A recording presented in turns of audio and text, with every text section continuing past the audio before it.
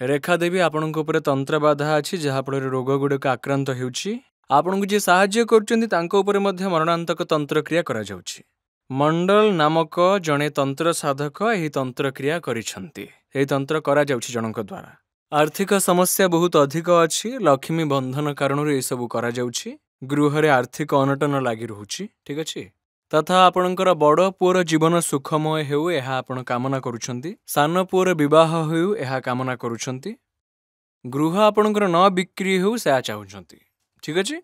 ଗୃହ ନ ବିକ୍ରି ହେଉ ଏହା ଆପଣ ଚାହୁଁଛନ୍ତି। ତଥା ଗୃହରେ କ୍ଲେଶ ନ ରହୁ, ପରସ୍ପର ମଧ୍ୟରେ ପ୍ରେମ ଭାବ ବଜାୟ ରହୁ ଏହା ଚାହୁଁଛନ୍ତି। ଗୃହରେ ଧନ ରହୁ, ମନ ଠିକ୍ ରହୁ ଏହା ଆପଣଙ୍କର କାମନା ଅଛି।